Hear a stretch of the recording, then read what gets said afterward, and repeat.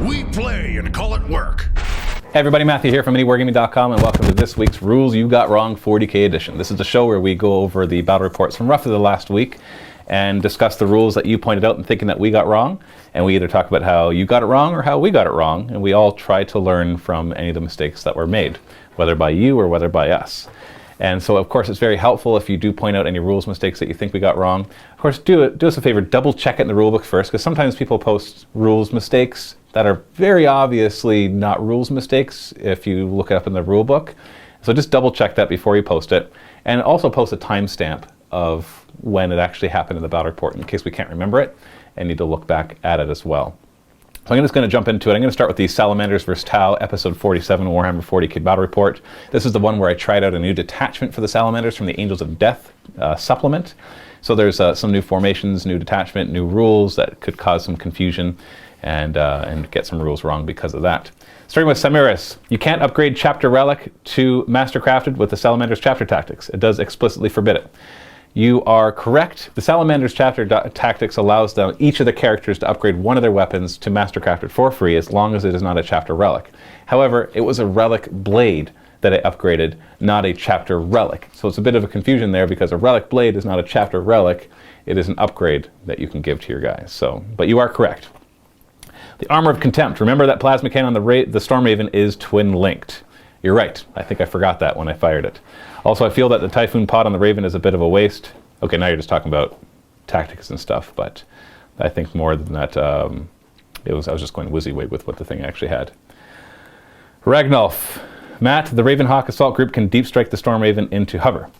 That's true, but I don't really like deep striking because it always messes up. Heck, just watch that battle report and you'll see what I mean.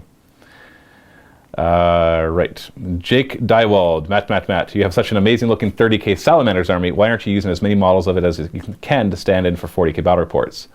The thing is, and there's also somebody else that commented on it, how they are totally just, they really don't like, and it was in the second battle report where I did Ultramarines, and they're like, green Ultramarines, come on. This is what I really don't like, is people just choose whatever chapter tactic gives them the best advantage. And the thing is, mine aren't painted like Salamanders. Mine are actually painted to the MiniWarGaming Space Marine chapter, the Sentinels of the Forge, which they're green and yellow. And so the green, of course, reminds people of Salamanders. And the Sentinels of the Forge, the official chapter, is a successor chapter of Salamanders. And so I like to use the Salamanders chapter tactics when I'm using them in a narrative sense, not just in battle reports. But I always talk about how when I say they're Salamanders versus Tau, it's actually a Salamander successor chapter. When I say Ultramarines versus Astra Militarum, I mean an Ultramarine successor chapter. So they're not painted with the insignia of Salamanders, they're painted with the insignia of MiniWarGaming. Actually, a lot of them have the shoulder pad with the MiniWarGaming die. This one right here. And so that way we can use it however we want. If you think that it's cheap, well, that's just like taking your guys and putting them in different formations and using whichever one is most beneficial. Same idea. And I think it would be really boring if the only Space Marines I could play would be Salamanders, when there's all sorts of other cool chapters. And if I have to paint another 5,000 to 10,000 points for every single chapter, well, then you're not going to be able to see all those chapters because that's never going to happen. It would take way too long and too much money. So I can appreciate that you don't want to see green Ultramarines, but they're not green Ultramarines. And not every Ultramarine successor chapter is blue. They're going to have different colors as well. There's tons of Ultramarine successor chapters. You can't tell me that they're all blue. So that's just a side note there of how we justify basically giving whatever chapter tactic we want, because we never painted them to a specific chapter to begin with. Take that how you will. And now why don't I take the 30k Salamanders and put them in is because first off, they don't look like 40k, they look like 30k. And second off, they weren't Salamanders, they were Salamander's successor. So mixing in the insignia just wouldn't work. Now in this one I actually did bring the Land Raider from them because 2 of our Land Raiders went missing, but that's another thing. We've got some replacements now. Death Jester 30, hey Matt, next time try bringing a Rhino for your Devastators, as some of the guys can shoot out of the top. That's true. I wanted the Razor back for the weapon, but the Rhino would be nice for that reason too. Although with this formation allowing them to get out, shoot, and get back in, that wasn't as much of an issue. Fine Slow, from about turn 3, no one rolled for Sabotage. Could have made a difference as the middle one was surrounded by the tactical squad. You're absolutely right. I just can never remember to roll for Sabotage. It's just one of those things that never crosses my mind. And that's one of the reasons that a long time ago I didn't play with mysterious objectives. Now I've been playing with for a long time now. But it's one of those reasons that you just forget these things. It's just one more thing in the game that makes it a little more bloated and all these extra things that you have to remember. So, but you're right. You're absolutely right. We did forget that. Tau, Matt, you have to run right after you shoot with a unit in the Stormlance Battle Demi Company formation. The reason for this, you moved a unit after it had shot, but after you went to another unit and ran them first. In the book under the rule Mobile Firebase, it says immediately after they shoot in the shooting phase. You're right. I should have done it that way. I think sometimes I forgot to run them after I shot, and so then I went back and did it. So that might have been more like a gentleman's, like, he's like, yeah, go ahead and do that. But no, I think sometimes I did forget that as well. And another one from Tanarin Tau. Matt, around 55-44, you hit the breachers of the grav pistol. Yes, he wouldn't get his armor save, but they also come with a 6+ invuln. That becomes a 5 if they have the Guardian drone. That is incorrect. The breachers do not have a 6+ invuln. The breachers have a special rule that says if they bring a Guardian drone, that they get a +1 to their invuln, so it becomes a 5 up instead of a 6 up. They still have to bring the Guardian to get that in the first place. So they don't get +1 invuln, which would bring a no invuln to a 6 up. They get a 5 up if they have the Guardian. And he didn't have that. He had a shield drone, if I remember correctly. Alvanicus. Matt, at 2015, you stated that you only take 1 dangerous terrain check per each phase. If you look at the rulebook dangerous terrain rule in the terrain section, you must take a dangerous terrain test each time you enter, move within, or leave. You're right. So if there's 2 pieces of dangerous terrain, you could take more than 1 in the same phase. It's if you're in the same piece of dangerous terrain. For example, you charged into it and then you pile in, and it's the same one, you wouldn't take a second dangerous terrain test. Jonas the Wookiee. Hey Matt, good bat rep as always, but I was very disappointed about 21 minutes when you drove a Razorback over a ruined terrain tank. It's most likely legal in terms of rules. It actually is, because it just counts as difficult terrain. But if you want cover all over the board, you should have to drive around it. Still a good battle report, and as always, thank you for good quality and free content. See, that's actually something I like about 40k rules for terrain, is that a lot of the ruins and difficult terrain allow you to just drive through them or walk through them as long as you pass a dangerous terrain or difficult terrain test. In the case of a vehicle, also a dangerous terrain test. Now I know with the new FAQ coming out that walls for ruins will become impassable, which I don't really like because it restricts the terrain that you're making. But until that's in place, yeah, you can totally do that. And so if you don't like the visual of it, just picture it, because I upgraded them with dozer blades. So you can actually picture it as I'm just going juke, juke, juke, juke, juke, and everything just flying apart. But we can't depict that on the board, of course, and say, well, all this terrain gets moved around because I drove through it. Daniel, TMU.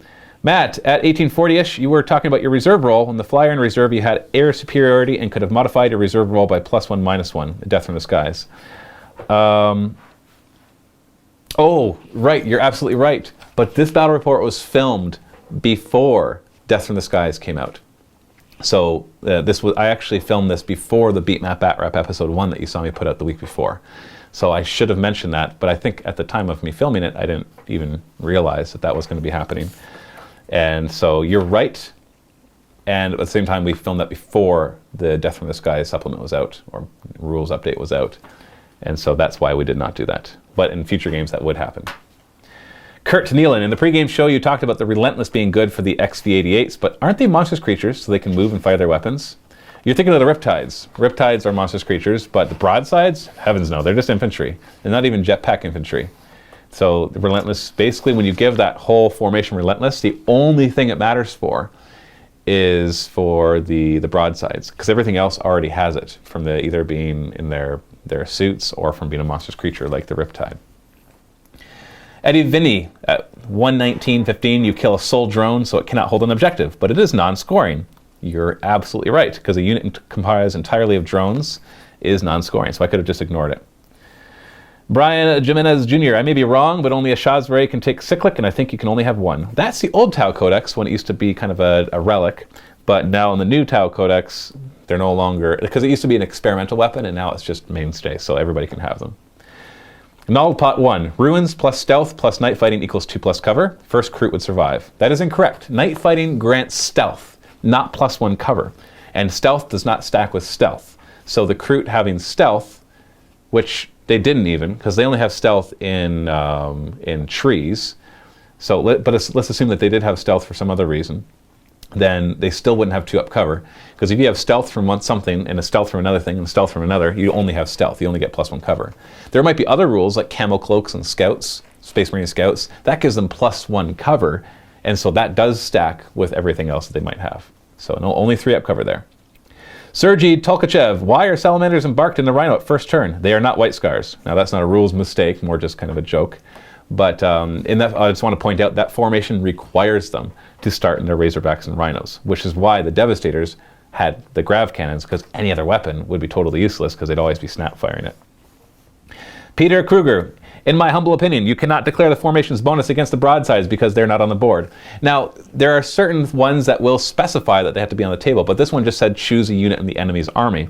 It didn't say anything about whether it was on the board or not. Some other ones might actually say choose something that's on the table, but this one just said something in the enemy's army, and I would have that bonus against it. Black Stripe, not a rules question, but more just another general question I wanted to answer. How big are those tables that you guys play on? They're 6x4, 6 foot by 4 foot, and then the actual wooden table that we put it on is about an inch bigger all the way around, or it's a half an inch bigger. I don't know. Just so that, because a lot of these gaming mats that you buy from like Frontline Gaming or Game Mat, sometimes they're not exactly 6x4. They can be slightly bigger. And so when we first made our tables and they were 6x4 exactly, the mats would like curl up at the edge because we had that lip going around them. And so we rebuilt the tables to be a little bigger. But they're technically 6x4 tables. And Francois Petrucci, or Petrus, I don't know. Really nice game. Love the new Battle Dummy Company. Page 81 in the rulebook. After a unit disembarks from a transport, the transport can't do anything else this turn. And Matt, you disembarked and moved cruising speed or flat out at least 10 times this game. That is correct only if the vehicle has already moved. If a unit disembarks from a vehicle that has not yet moved, it is free to do whatever it wants after that. If the vehicle moves and then they disembark, then it can't do anything else. So I'm not sure, because you didn't put a timestamp, if I did it wrong, because if the vehicle doesn't move and it disembarks, it can go. If it does move and disembark, then it can't flat out. So you might be right, you might be wrong, but just flat out saying that if a unit disembarks from transport, it can't move is incorrect. It's a situational thing. B34R Hunter at 1148, you run the Marines into the Rhino, but the rule book under embarking it states, okay, I see what you're saying. The formation allows them to re-embark by running. Normally you can't run to embark onto a vehicle, but the formation specifically says they can even use this to re-embark on a vehicle if they get within 2 inches. The DJ Busy, okay at 55, when resolving the wounds on the Fire Warrior with the Shazui in the middle that Jacob wanted to keep alive. In that kind of situation, just roll all the saves, then the Lookout Sirs if the casualties reach him. It's faster, the save is the same, and he's going to Lookout Sir anyway, that reached the guy anyway. The overall damage to the squad is the same. Statistically you're correct, but actually it is incorrect. And it's also not the way the rule is supposed to be done. As soon as the wound pool reaches him, you've got to actually roll them individually. The reason for this is statistically, if I were to like do this over 100 different units of the similar nature, you would find that average, the same number of Shazuis would die from failing to Lookout Sirs. But let me give you an example. Let's just say there's 3 guys, and let's just say 2 shots on them, okay? And let's just say that this ignores their armor altogether, because whether they make or fail their saves. No, let's not say that it ignores their armor. Let's say that they get a save. So 2 shots come in, they get an armor save, let's say a 4+, and let's say they make both their 4+. No, sorry, they fail both their 4+. So you rolled that first. Okay, well I've got 2 saves to make. I fail both my 4+, so I allocate the one to this guy, and the second one is the Shazui, so I'm going to Lookout Sir. And now you might think, well, that'll be the same as rolling. Let's say you fail the Lookout Sir, he dies. You make the Lookout Sir, this guy dies. That would be statistically the same as rolling them one at a time and resolving them. But what happens, let's say that you had 3 hits on the squad. So it's a squad of 3, the middle one is the Shazui, so it's a character. You got 3 hits on them, and let's say you roll your saves, and you fail 2 of those saves out of the 3. Okay, so you still follow me? 3 hits on these guys, you failed 2 of the saves, and you made 1 of them. And so then we put the first fail on this guy, the second fail goes to the Shazui, who then Lookout Sirs. Now, let's say that the problem is, in that case, we already know that the save has failed, and so if he makes his Lookout Sir, it kills this guy, he fails it, it kills himself. But if you roll it again, you don't know that the one that he failed would have gone on him or on the other person. So statistically, on average, it'll work out the same, but the actual fact is it doesn't always work out the same if you resolve it in different ways of doing it. So we've taken to doing it the correct way, because I used to do it that lazy way, the fast way. If I was playing with friends, I would do it the fast way as well, if everybody has the same save. But it can result in different results. And so that's why we do it that way. Now that was kind of confusing. I wish I had miniatures in front of me. I could show you a little better. But it does create different situations, even though statistically, on average, it'll give you the same result. So there is a difference there. The Bad Axe. Matt, hey Matt, when your Stern Guard charged Riptide, you should have used your crack grenades. I know. At least until the new FAQ comes out. I can use all of them. Emperor Kraglint. What is with the Salamanders getting strength 5 on regular flamers? Is that special to the formation? The Salamander's attachment in the Angels of Death Codex, or a supplement, gives them +1 strength to all their flamers. To the guys on foot, not the vehicles, because they don't have chapter tactics. So yeah, strength 5 on regular flamers, plus their regular chapter tactics, which give them the reroll to wound and armor pen. So that's a strength 5 flamer rerolling. So it's pretty awesome. TPS 9000. Skies of Fury does not allow disembarking when the Storm Raven is zooming. There are 2 relevant restrictions on disembarking. First, you can't disembark if you move more than 6, and secondly, you can't disembark from a zooming flyer.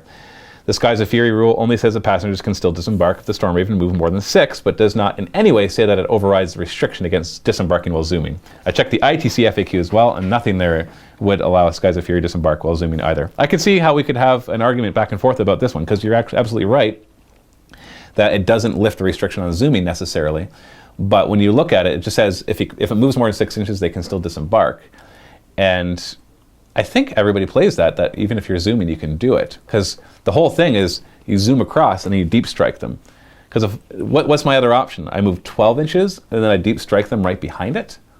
Like, to me, this trails into the rules as intended territory, which I know some people don't like. They want it black and white. But the problem is Games Workshop doesn't write in black and white. They write in a lot of grays and a lot of things that don't always make sense. And so I'm going to stray a little into the rules as intended.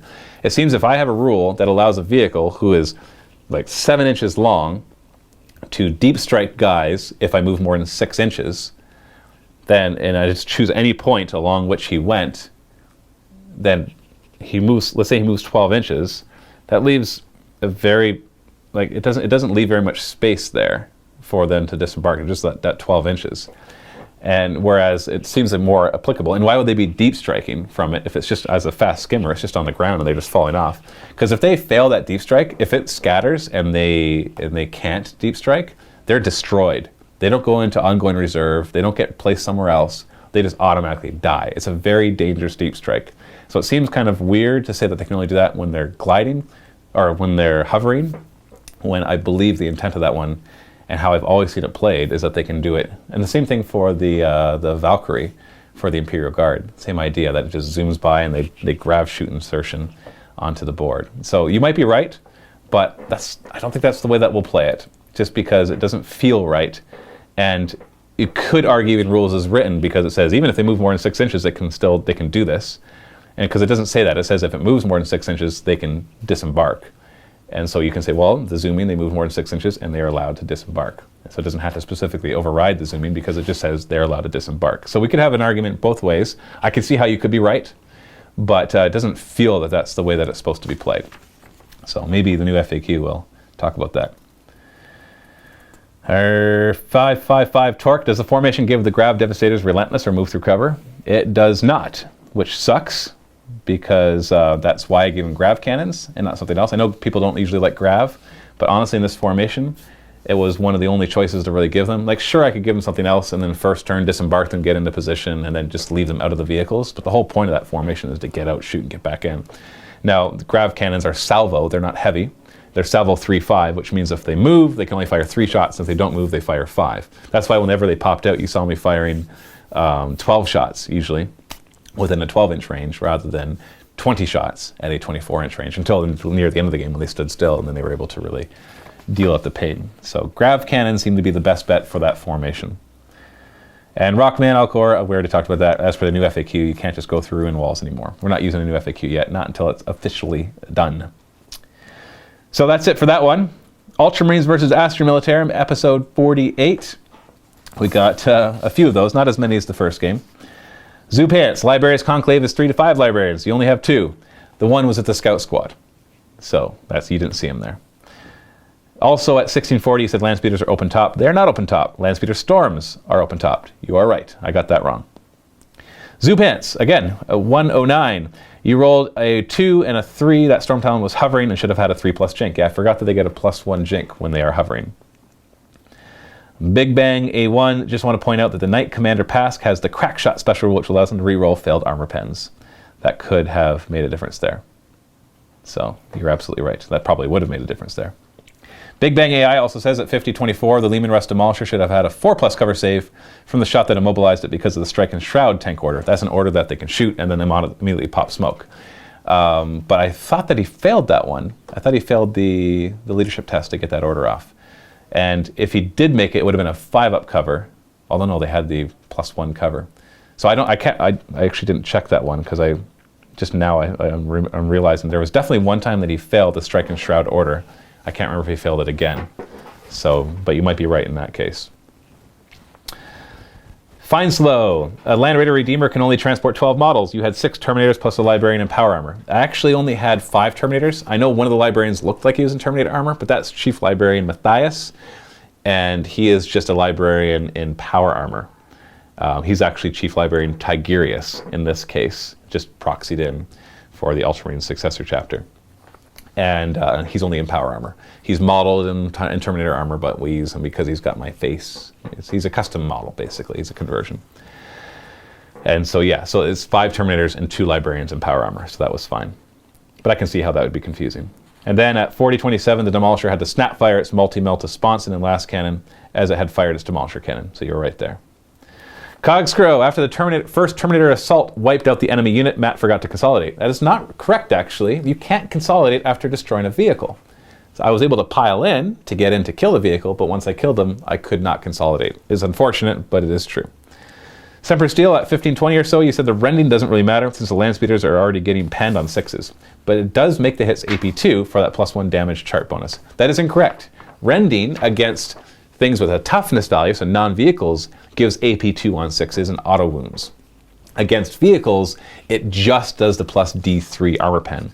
In the old edition of Warhammer 40k, it also was AP2 against vehicles on 6s. But now, it doesn't have that. It's when you read Rending, you'll see there's 2 different things. It says they auto wound and are AP2, and against vehicles, it instead gives +D3 armor pen. So it wouldn't have mattered in this case. Azek Araman, I believe in the ITC FAQ, you're still restricted to being able to cast as many powers as your mastery level, not as many as you know.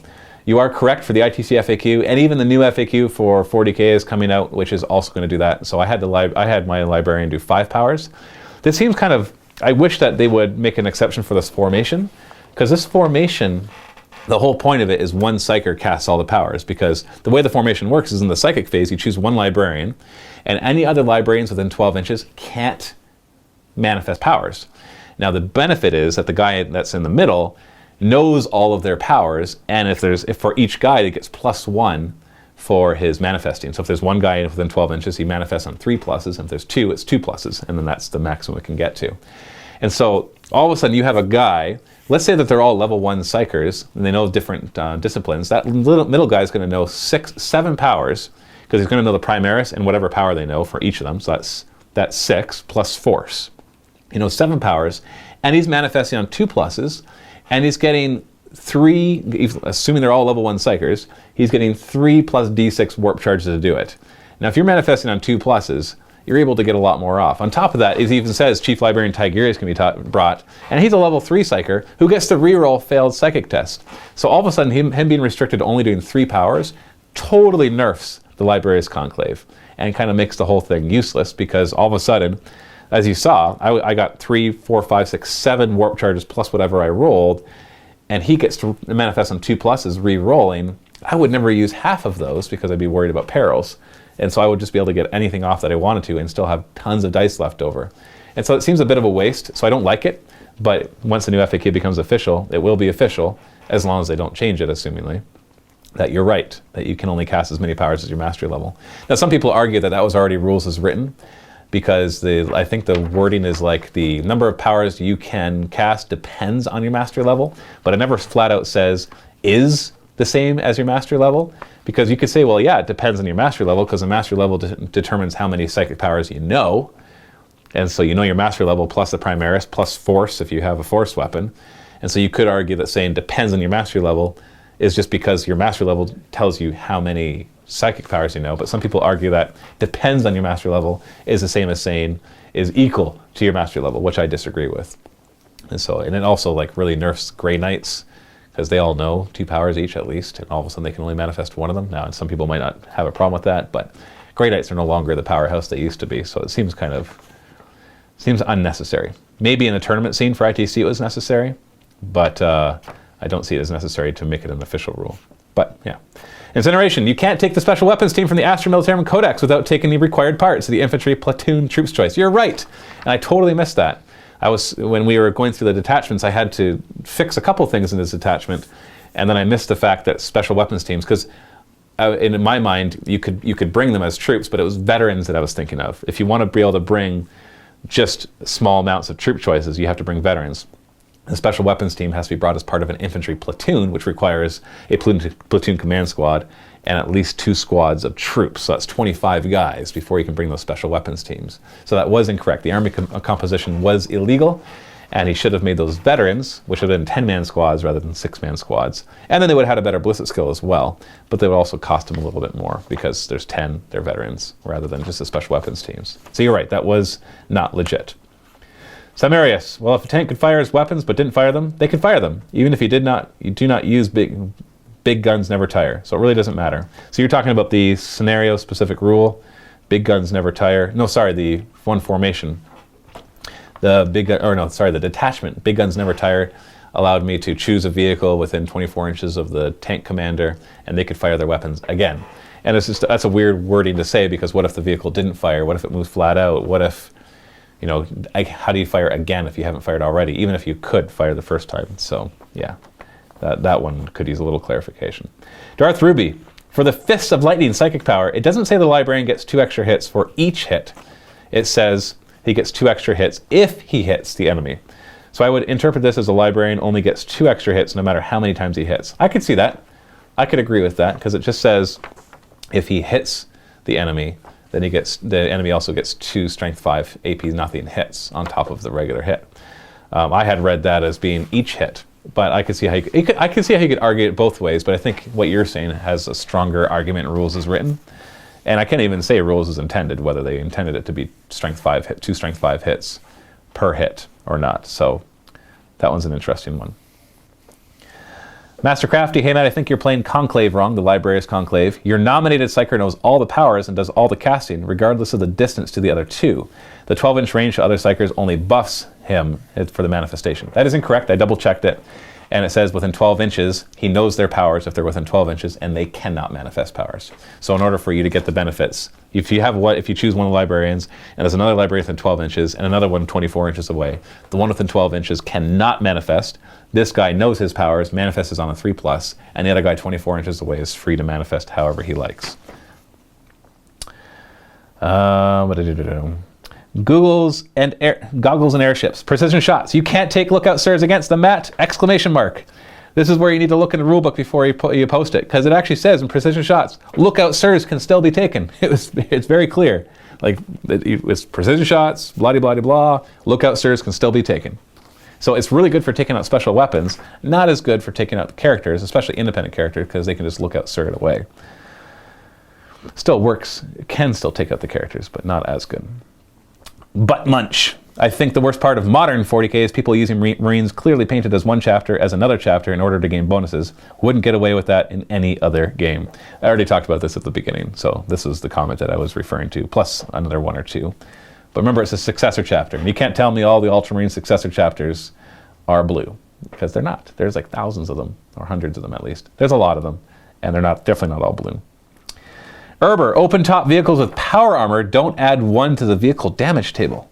I don't know where you got that from. Land speeders aren't open topped, and I made that mistake, so they wouldn't get the +1. But it's not because they're power armor, it's just simply because they're not open topped. Maybe fluff-wise it's because they have power armor, but if you have an open top vehicle and you have power, like there's Land Speeder Storm, I guess it's not power armor, it's scout armor, but still, the fact that it has power armor is not why it doesn't get the +1. It's just that it's not counted as an open top vehicle. Maybe fluff-wise, them wearing power armor is why it's not counted that way. SI1, Matt, at 2412, you suffer perils with the warp. You need to resolve the perils immediately before your opponent attempts to deny, as the perils of the warp could result in your Psyker dying or losing the power they're trying to manifest, in either case negating the need for your opponent to try and deny. That is 100% or not 100%, mostly incorrect. You do need to resolve the perils of the warp before the power is cast, but it does not prevent. It actually specifically says it does not prevent the power from being manifested unless the opponent denies it. Now that gets some weird rules as written stuff, like let's say you're casting a power that's a shooting attack, and your psyker dies, all of a sudden you don't have anything to draw a line of sight from, so you get kind of some kooky rules as written things. We just play it as you just resolve the power as if he was still there, because he fires it and dies, because it says basically the power is still manifested unless it's denied, and so that's how we play it. But so yeah, that is incorrect. Perils does need to be resolved right away, but your opponent still needs to deny it to stop it from being manifested, even if he forgets the power or is killed. Okay, that's it for me. Let's jump to the next person. Alright guys, welcome to my portion of the rules you got wrong for this week for 40k/30k. Okay, so we're going to start off with Night Lords versus Eldar, Horus Heresy 30k Battle Report, Episode 27. First comment comes from Aranathos. Okay. 1440. You claim that the night fighting stacks with stealth and shrouded. However, night fighting just grants you stealth, and stealth does not stack with itself. Regardless, you would have had a 5-up base cover, base 3 from stealth and shrouded. Yeah. So you still had a 2-up. Poor explanation on my part, so thanks for pointing it out. I don't know if I ever made the mistake or not. What it is Kurz has stealth and shrouded built into him. Mm-hmm. Okay, so he gets his 6-up save, and then he gets a bonus 2 from stealth and shrouded. Yes. Combining together. Okay. See, I just explained it wrong again. So with stealth and shrouded together on Kurz, he's got a 4-up save. So if I can claim some kind of a cover standing behind something, yep, of course, then I get my 2-up. Yes, sir. Now, first turn for Night Lords, they've got a special rule from the Shadows where everybody, even standing in the open, counts as having a 5-up cover save. So that's where I think I get a little bit ahead of myself sometimes in explanation. So, yep, the cover save on him is amazing. Oh yeah, really cool. That's awesome. So our next comment comes from Sindis. The Hollow Fields rule says you get a 5-up invul if you move the vehicle in the previous turn. So you can take the Hollow Field. Can you take the Hollow Field turn save 1? He asks. The Fire Prism probably had a 5-up cover save anyway, but it's interesting. I don't know if this is previous edition or if I was reading the wrong thing. I took a look in the Eldar Codex, and it says as long as you're on immobilized, you get a 5-up cover save. Okay, so the turn doesn't really matter then. It doesn't. Yeah, you're going to get it anyways, whether or not you move, just as long as you're not immobilized. Unless either I'm missing something, you were thinking of previous edition, because I think in a previous edition they had to move to be able to get it. Okay. Next one, Tectonic. When Illick's group of Rangers shot into Kurz, any 6s to wound would have been AP2. So you should have either had line of sight or taken cover/invul saves. Yeah, I think I always was just taking a cover save with him. Okay. Because I think he was always on a 2-up cover. I don't think I ever tried to take an armor save against it. At most, maybe if I did the math wrong on a cover save, if he wasn't, but I think he was always... I was trying my best to keep him to cover at all times. Okay. So yeah, it should have been a 2-up cover save pretty well all the time. Benzene, 1920. Josh, my man, your list isn't legal since you do not have a Praetor for the Master of the Legion. Was that Benzi? Benzi, my man. I mean, Kurz is the Master of the Legion. He's the Master of the Legion. He's a Primarch. So it's not just the Praetor that has the Master of the Legion rule. There's multiple different special characters for each Legion. There is the Praetor, and there's a couple other generic characters that have Master of the Legion. Then every Primarch is also, the Master of the Legion because they're the Primarch. So I was A-okay on that one. The next one comes from Top Bear 1, actually commenting on Benzine's last comment. I think Conrad Kurz has the Master of the Legion special rule, so Josh can choose the Right of War. However, I do not think that you can attach apothecaries to the Terror Squad. So if you take a look at the apothecaries entry, there's a bunch of different squads listed they can attach to, and Night Lord's Terror Squad is listed in there, so they're good to go. Oh yeah. Normally the issue is you can't attach something without infiltrate to something with infiltrate. Apothecaries in 30k work a little bit differently because they're not an independent character, they attach to a squad. Yep. And it specifically says they're good to attach. I was going to say, if it's in their rules, so That's the way it A-okay is. on that one. Assassinator 18. An hour, 12 minutes, and 25 seconds.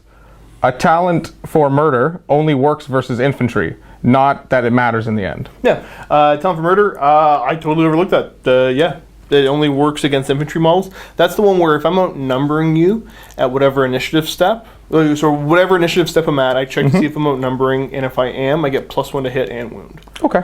But it only works against infantry squads. Well, there you go. Zurin 0. Cheating with the Wraith Blades for their initiative. And he then has another comment saying, you don't outnumber at initiative 5. But then Lord Ral steps in and says, the ghost axes are unwieldy. They strike at initiative 1. Yeah, so wasn't trying to cheat the guys out of their initiative. At most, it was a WYSIWYG issue, because the Wraith Blades can have the 2 blades. Yeah. Or they can upgrade to have, I think it's a shield and an axe. We didn't have any of the models with the shield and the axe, but that's what he wanted to play. So, since the whole squad was going to be armed with it, we went A-okay for that. So, yeah, not initiative 5 on them. They were down to initiative 1. Okay. Dawn Tooth. Attacker decides which hit the defender takes first. So if it's rending, the attacker decides what you take first. It happens multiple times. Yeah, I messed that up multiple times. We get it backwards, and I guess we just kept rolling with it. So yeah, attacker is the one that gets to pick what saves are being taken first. He has another comment at 34, 35-ish. Also, please read the barrage again. He had to roll 2 hits after the first. He might have been able to walk back. Not likely, but it could happen. So this one was multiple barrage. So what you do is you hit with the first one, you place the template, and then you roll just a scatter to see which way it flips. And on a hit, you can pick which way. Of course. We took a look at it, and to be honest, I can't remember if we showed it on camera or not, but I remember him and I discussing it, and we actually we had 3 of the templates, put them down, and he wasn't able to walk it back enough to hit the squad. So you did it... I did it sloppily. I showed it sloppily. I didn't show it clearly. But it was done off camera, and it was all... Whether it was on or off camera, I didn't do a good enough job explaining it or pointing it out. So yeah, you're 100% right. They are able to walk back, but we did put the templates down, and he wasn't able to get it. To be honest, I don't know if I caught it on camera or not. So apologies there. Felipe Chavere. Conrad Kurz got Fleet Man. You forgot about it. He is a Primarch. And then Te Illuminati says, no, Josh did mention it, but he is charged in a conferred. When he charged, Oh yeah, when he charged, it was in a conferred to the unit. So yeah, fleets when you re-roll some stuff. Yep. All the Primarchs, I think all the Primarchs have it. I know Kurz definitely does. It's not one of the universal special rules that's conferred, unfortunately, though. So even though he's got it, the squad can't benefit from it. Unlike the Stealth and Shrouded rule, he has that it confers to the squad. Yep, that gives it to the unit. Fleet just stays on him. So yeah, if he went off on his own, yeah, totally. He could fleet all over the place and go crazy. But he had a lot of guns, and I didn't want to do that. That's normally what I'll do with him, though, is I'll throw him up with a squad. But once I'm close enough to your lines, see you guys later. And he's doing his thing. Adieu, Pipadaski. Yeah. Okay. Precision shots give you the ability to pick the target only on a roll of a 6 when rolling to hit. Illic lets you, with his unit, Illic was a special character, the ranger when he took. Okay. And what Illic lets you do is, I think, the rule's not precision shot, it's something else that he's got. But all of his shots are automatically precision shots, no matter what he rolls to hit. Okay. And he confers that to his squad. Oh, so with that squad of rangers, they can all just pick out the same guy. So it doesn't matter as long as you roll and you get a hit. As long as you don't need the 6. Yeah, they're precisions before. So I guess technically the way you would do it is you'd roll to hit and then say they're all precisions because they're automatically. He knew they all wanted just to hit Kurz anyway. Okay. Te Illuminati also says, forgot the Eldar second objective with the Wraith Lord. Okay. May have not done a good enough job explaining it at the beginning of the game. The scenario we were doing, the only models that count as scoring are troops. And that's pretty well most of the 30k scenarios, because we were doing a 30k scenario. Now, there's a couple ones, like some Terminators have a rule called Implacable Advance or things like that let them count as scoring. But in 30k, only the troops count as scoring. Wraith Lord's not a troop, so he did not get to count as scoring. Okay. So next we move on to the second battle report, which was Mechanicum versus Necron's Horus Heresy 30k battle report, episode 28. Benzi 1920. Necron destroyers have preferred enemy everything. Lots of ones needed rerolls. Yeah, totally. I'm bad for it with the destroyers too. I was playing Mechanicum. My opponent was playing destroyers. Yep. Yeah, destroyers have preferred enemy everything, so he gets to reroll ones when he's shooting at me or when he's shooting at a couple different things. Yeah, so that was Forgotten. Chaos Commander. Nightbringers would have had 1 wound when Gaze of Death inflicts at least 1 wound on an enemy model. He would have recovered 1 wound, Right, sorry. so the Nightbringer should have gotten a wound back from Gaze of Death. Yep, totally. Oversight on my part. I haven't used Nightbringer since like 3rd edition. Okay. But when I read the rules, because I do my best, even when the opponents are pretty confident of what their rules are, I'll double check them and just so I can learn them better. Of course. I didn't read to the end apparently, so I missed that. It was at the last line. Darth Ruby. 3850. Wraiths could not hit all one squad. They have to strike whatever they are in base contact with. Got into a little bit of an issue, and again, I don't think it was a good enough job of me explaining it. A lot of wobbly model syndrome. We were fighting in ruins, and With lots of terrain, it always happens. lots of terrain, so we could not get the models to actually stand up properly. To be in base-to-base contact. They were able to get into base-to-base. They just couldn't stand without falling and damaging. And damaging stuff. So yeah, at this point we decided just, wobbly model syndrome. We know that they're in base-to-base. Let's keep going. So they would have all... Apologies for not explaining that well enough. But they would have all been able to hit. Yep. Okay. Yep, they all got in. Kabrinsky. Was Thanatar only toughness 5? I thought D only insta-kills on a 6. Okay, we decided to use the 30k version of D weapons. Yep. My opponent and I talked about it ahead of time. Said, okay, we're going to use 30k D weapons. Do you have any? No. Forgetting that the Nightbringer, one of the random powers you can pull, is a D. Oh, I see. So we had to go run off. I'm going to go through real quick and just actually... Read it right from the book? Yeah, because I'm going to say it improperly. My explanations aren't great all the Just time. let the book speak for itself. Yeah. So this is the optional Age of Darkness rule for destroyer weapons. Destroyer weapons count as being strength 10 and have the instant death, sunder, and ignores cover special rules. In addition, successful invulnerable saves taken against hits from destroyer weapons must be re-rolled. So there you go. It says instant death right in the rule. So yeah, it's an instant death, which is different than the 40k version of it. We decided to use that one because it's what made the most sense. You were playing 30k, so... Yeah, it was meant to be. We were using a 30k mission. I was using a 30k army. So we decided to, use the 30k version of the rule. And he killed my robot. For what it's worth, Thanatar is like toughness 8. Whew. But against strength 10, he's going to die. Yep. And was that it? That was it. That's all. Okay, guys, that wraps up my portion of the Rules You Got Wrong video for this week.